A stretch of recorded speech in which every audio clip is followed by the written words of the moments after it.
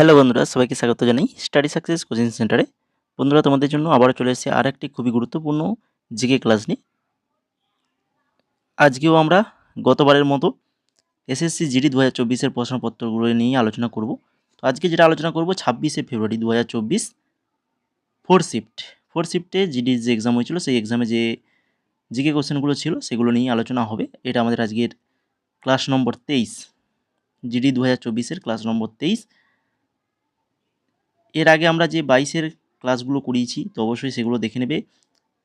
আর তোমাদের বলে রাখি, তোমরা যারা জিডির এক্সাম দিতে যাবে তো অবশ্যই এমটিএসের যে ক্লাসগুলো করিয়েছি 2024-এ সেই প্লে লিস্টটা তোমরা ডেসক্রিপশানে পেয়ে যাবে। আমাদের 19 থেকে 24 সেই ক্লাসটা করে নেবে। সেখান থেকে কিন্তু কোশ্চেন আসার চান্স কিন্তু অনেক রয়েছে, ঠিক আছে? তো সেই ক্লাসগুলো দেখে নেবে। তো এখন চলো আজকের ক্লাসের প্রথম কোশ্চেনটা দেখে নিই কী রয়েছে। কোন হকি দল 1971 সালে প্রথম পুরুষ হকি বিশ্বকাপে বিজয়ী হয়েছিলেন? 1971 সালের প্রথম পুরুষ হকি বিশ্বকাপের বিজয়ী হয়েছিলেন কোন হকি দল? সঠিক অ্যান্সার কী হবে? England, Pakistan, Bharat, Spain. সঠিক অ্যান্সার হয়ে যাবে অপশান নাম্বার 2, পাকিস্তান। পাকিস্তান হয়ে যাবে সঠিক অ্যান্সার। 2 নম্বর দেখো, রাজ্যসভার সদস্য হওয়ার জন্য ন্যূনতম বয়স কত হওয়া উচিত? রাজ্যসভার সদস্য হওয়ার জন্য ন্যূনতম বয়স কত হওয়া উচিত? সঠিক অ্যান্সার অপশান নাম্বার 2, 30 বছর হওয়া উচিত। ভারতীয় সংবিধানের 80 ধারা অনুসারে রাজ্যসভার সদস্য হওয়ার জন্য ন্যূনতম বয়স 30 বছর। রাজ্যসভার সর্বোচ্চ 250 জন সদস্য থাকতে পারে, যার মধ্যে 238 জনকে রাজ্য ও কেন্দ্রশাসিত অঞ্চল বিধানসভা দ্বারা নির্বাচিত করা হয় এবং 12 জনকে ভারতের রাষ্ট্রপতি নিযুক্ত করেন। তারপরে দেখো, ভারতীয় সংবিধানের 84 ধারা অনুসারে লোকসভার সদস্য হওয়ার জন্য ন্যূনতম বয়স হচ্ছে 25 বছর। লোকসভায় 545 জন সদস্য থাকে, যার মধ্যে 543 জন জনগণের দ্বারা নির্বাচিত হয় এবং 2 জনকে রাষ্ট্রপতি নিযুক্ত করেন। যদিও পরবর্তী প্রবিধানটি বাতিল করা হয়েছে। ভারতীয় সংবিধানে 58 ধারা অনুসারে ভারতের রাষ্ট্রপতি হওয়ার জন্য ন্যূনতম বয়স 35 বছর, আর 66 ধারা অনুযায়ী ভারতের রাষ্ট্রপতি হওয়ার জন্য ন্যূনতম বয়স 35 বছর। তো রাষ্ট্রপতি আর উপরাষ্ট্রপতি দুটো মনে রাখবে, এগুলো তোমাদের কিন্তু ইম্পর্টেন্ট রয়েছে, কোন ধারাগুলো মনে রাখতে হবে।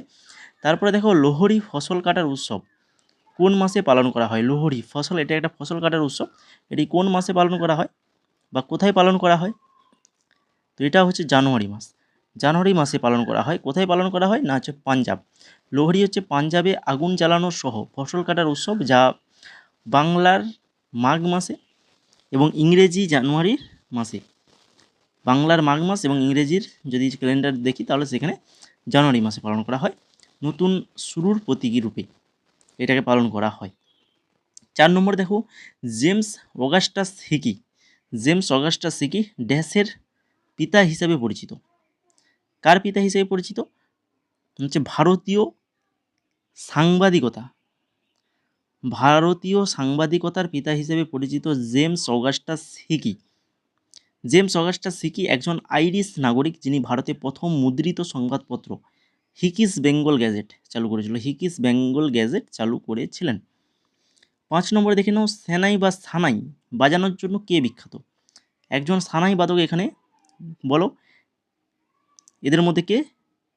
দেখতেই পাচ্ছ কত অপশান নাম্বার কত রয়েছে? অপশান নাম্বার 2-তে রয়েছে আলী আহমেদ হোসেন, যিনি একজন সানাই বাদক। কাপড় কাচার সোডা, সোডিয়াম কার্বনেট ডেকাহাইড্রেট, কাপড় কাচার জন্য ব্যবহৃত এফ্লোরেসেন্ট কেলাস ড্যাশের একটি যৌগ? অপশান নাম্বার 4, সোডিয়ামের একটি যৌগ। সোডিয়াম, তোমরা বলো দেখি সোডিয়ামকে কিসে সংরক্ষণ করে রাখা হয়? জল, তেল, অ্যালকোহল, বলো তোমরা, কমেন্ট করে জানাবে, ঠিক আছে? সোডিয়ামকে সংরক্ষণ করে রাখা হয় কিসের মধ্যে? যেটা আমরা আরআরবি, এনটিপিসি এবং গ্রুপ ডি সায়েন্সের ক্লাসে আলোচনা করেছি। বস্তার দশেরা কোন রাজ্যের সাথে সম্পর্কিত? বস্তার দশেরা কোন রাজ্য? না হচ্ছে ছত্তিশগড় রাজ্যের সাথে সম্পর্কিত। বস্তার দশেরা প্রায় 75 দিন ধরে চলে, যা আগস্ট মাসে শুরু হয়, অক্টোবর মাসে শেষ হয়। এটি হলো বিশ্বের সবচেয়ে দীর্ঘ দশেরা উৎসব। তারপরে দেখো কোন পঞ্চবার্ষিকী পরিকল্পনার লক্ষ্য ছিল আত্মনির্ভরশীল এবং স্বনির্ভর অর্থনীতি প্রতিষ্ঠা। লক্ষ্যগুলো তো আমরা আলোচনা করে এসেছি, বা আমরা আমাদের হোয়াটসঅ্যাপ যে চ্যানেল রয়েছে ওখানে কিন্তু নোটসগুলো দিয়ে এসেছি, দেওয়া রয়েছে। রিসেন্টও আবার একটা নোটস দিয়েছি এই পঞ্চবার্ষিকী নিয়ে, তো দেখে নেবে। এটা হয়ে যাবে তৃতীয় পঞ্চবার্ষিকীর লক্ষ্য ছিল কি? আত্মনির্ভরশীল এবং স্বনির্ভর অর্থনীতি প্রতিষ্ঠা। 1980 সালে অল ইংল্যান্ড ব্যাডমিন্টন চ্যাম্পিয়নশিপ জয়ী প্রথম ভারতীয় হলেন ড্যাশ। 1980 সালে অল ইংল্যান্ড ব্যাডমিন্টন চ্যাম্পিয়নশিপ জয়ী প্রথম ভারতীয়, তিনি হচ্ছেন প্রকাশ পাডুকোন। প্রকাশ পাডুকোন হয়ে যাবে সঠিক অ্যান্সার, অপশান নাম্বার 4। কিরণ বেদী, যিনি 1972 সালে ভারতীয় পুলিশ সার্ভিস অর্থাৎ আইপিএস যোগদানকারী প্রথম মহিলা ছিলেন কিরণ বেদী। সচিন তেন্ডুলকর বিশ্বের একমাত্র ক্রিকেটার যিনি 100টি আন্তর্জাতিক সেঞ্চুরি করেছেন। টেস্ট ক্রিকেটে 51টি এবং একদিনের আন্তর্জাতিকে 49টি। তারপরে দেখো 10 নম্বর কোশ্চেন, কে ফেমিনা মিস ইন্ডিয়া অ্যাওয়ার্ড 2023-এর মুকুট পেয়েছেন? ফেমিনা মিস ইন্ডিয়া অ্যাওয়ার্ড 2023 কে পেয়েছেন? না, তিনি হচ্ছেন নন্দিনী গুপ্তা। নন্দিনী গুপ্তা। এরপর তোমরা যারা এখনও আমাদের হোয়াটসঅ্যাপ চ্যানেল এবং টেলিগ্রাম চ্যানেল, দুটোটির নাম হচ্ছে স্টাডি সাকসেস কোচিং সেন্টার, এই দুটো চ্যানেলে তোমরা যারা এখনও পর্যন্ত জয়েন হওনি, নতুন রয়েছো, তো তোমাদেরকে বলবো তোমরা কিন্তু ওখানে জয়েন হয়ে যাও। কেন? ওই হোয়াটসঅ্যাপ চ্যানেল এবং টেলিগ্রাম চ্যানেলে আমরা কিন্তু বিভিন্ন ইম্পর্টেন্ট কিন্তু নোটসগুলো দিয়ে থাকি। বিভিন্ন কারেন্ট অ্যাফেয়ার্স বলো বা ইম্পর্টেন্ট যে সকল, যেমন পঞ্চবার্ষিকীর নোটস, যেগুলো কিন্তু দেওয়া রয়েছে আমাদের হোয়াটসঅ্যাপ চ্যানেলে। টেলিগ্রাম চ্যানেলে বিভিন্ন রকম পিডিএফগুলো দেওয়া রয়েছে, তো সেগুলো জয়েন হলেই তো তোমরা পাবে সেগুলো, তাই কি না? তো অবশ্যই বলবো তোমরা সেখানে জয়েন হয়ে যাও। তোমাদের এক্সাম রিলেটেড সমস্ত কিছু আপডেটও আমরা টেলিগ্রামেই দিয়ে দেবো বা হোয়াটসঅ্যাপ চ্যানেলেই দিয়ে দেবো। তাছাড়া বিভিন্ন জব রিলেটেড যা কিছু আপডেট, সেগুলোও কিন্তু আমাদের এই টেলিগ্রাম এবং হোয়াটসঅ্যাপ চ্যানেলে পাবে। তো দেরি না করে অবশ্যই দুটো চ্যানেলে জয়েন করে যাও। এবার চলো দেখে নিই আজকের ক্লাসের 11 নম্বর কোশ্চেন। 11 নম্বর কোশ্চেনে কী রয়েছে? 2023 সালের জুলাই মাসে কোরিয়া প্রজাতন্ত্রের বুসানের Dong Eui institute of technology Seokdang সাংস্কৃতিক কেন্দ্রে এশিয়ান কাবাডি চ্যাম্পিয়নশিপ 2023-এর ফাইনালে ভারত ড্যাশকে পরাজিত করেছিল। এটা সঠিক অ্যান্সার কী হয়ে যাবে? না, এটা সঠিক অ্যান্সার হয়ে যাবে অপশান নাম্বার 3, ইরান। ইরান হয়ে যাবে সঠিক আনসার। তোমরা যারা ক্লাসটাকে এখনও যারা লাইক করোনি, তো অবশ্যই বলবো ক্লাসটা লাইক করে দাও। তোমাদের জন্যই এইরকম ইম্পর্টেন্ট ক্লাসগুলো আমরা কিন্তু নিয়ে আসি। প্রিভিয়াস ইয়ার ক্লাসগুলো ইম্পর্টেন্ট রয়েছে তোমাদের জন্য, তার জন্যই আমরা কিন্তু ক্লাসগুলো নিয়ে আসি। তো তোমাদের কাছ থেকেই এই একটাই, সেটা হচ্ছে লাইকটাই তোমাদের কাছ থেকে চাইছি, ঠিক আছে? লাইকটা করে দাও। করে দিয়েছো সবাই, নিশ্চয়ই করে দিয়েছো। নেট ন্যাশনাল প্রোডাক্ট এনএনপি গণনা করার সময় কোনটি গ্রস ন্যাশনাল প্রোডাক্ট থেকে বাদ দেওয়া হয়? এনএনপি বের করতে গেলে কী করতে হয়? না, জিএনপি থেকে কি মাইনাস করা হয়? না হচ্ছে যে মূল্য হ্রাসটা হয়ে থাকে, মূল্য হ্রাস, সেটাকে বাদ দেওয়া হয়, মাইনাস করে দেওয়া হয়। তাহলে এনএনপি সমান জিএনপি মাইনাস মূল্য হ্রাস, এটা মনে রাখো। তারপরে দেখো 13 নম্বর কোশ্চেন, সাক্সেনা কমিটির সুপারিশের ভিত্তিতে ড্যাশ সালে ভারত সরকারের গ্রামীণ উন্নয়ন মন্ত্রণালয়ের সামাজিক অর্থনৈতিক ও জাতীয় গণনা চালু হয়। এসসিসিসি চালু হয়েছিল সাক্সেনা কমিটির সুপারিশে, এটাও মনে রাখো। সাক্সেনা কমিটির সুপারিশের ভিত্তিতে কিন্তু কত সালে হয়েছিল? না হচ্ছে 2011 সাল, 2011 সালে এটা হয়েছিল। ভারত সরকার গ্রামীণ উন্নয়ন মন্ত্রণালয়ের সামাজিক অর্থনৈতিক ও জাতিগত গণনা অর্থাৎ এসসিসিসি চালু করা হয়েছিল। তারপরে চলে যাও 14 নম্বরে, ভারতে লৌহের উৎপত্তির ক্ষেত্রে কতগুলি প্রধান তত্ত্ব প্রতিষ্ঠিত হয়েছে? ভারতে লৌহের উৎপত্তির ক্ষেত্রে কতগুলি প্রধান তত্ত্ব? মোট দুটো তত্ত্ব প্রতিষ্ঠিত হয়েছে।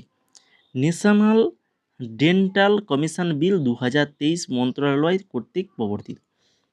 ড্যাশ মন্ত্রণালয় কর্তৃক প্রবর্তিত ন্যাশনাল ডেন্টাল কমিশন বিল 2023, যেটা হচ্ছে স্বাস্থ্য ও পরিবার কল্যাণ মন্ত্রণালয়ের কর্তৃক প্রবর্তিত। 1964 সালের industrial development bank of India অর্থাৎ আইডিবিআই এর প্রতিষ্ঠাতা একটি গুরুত্বপূর্ণ পদক্ষেপ ছিল। প্রতিষ্ঠার একটা গুরুত্বপূর্ণ পদক্ষেপ ছিল কি? তাহলে আইডিবিআই ফুল ফর্ম কি না industrial development bank of India, যেটা 1964 সালে প্রতিষ্ঠিত হয়েছিল। সেই প্রতিষ্ঠা একটা গুরুত্বপূর্ণ পদক্ষেপ ছিল কি না হচ্ছে ভারী শিল্পের প্রচার। ভারী শিল্পের প্রচার, অপশান নাম্বার 2 সঠিক আনসার। ভারতনাট্যম নৃত্যের শরীরের নড়াচড়ার কৌশল এবং ব্যাকরণ সম্পর্কে অধ্যয়নের জন্য নিম্নলিখিত কোন পাঠ্যটি প্রধান উৎস?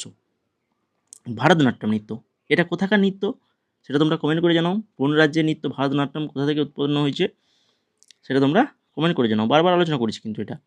তো এটা কোন পাঠ্যের প্রধান উৎস? না এটা হচ্ছে অভিনয় দর্পণ। অভিনয় দর্পণের প্রধান উৎস।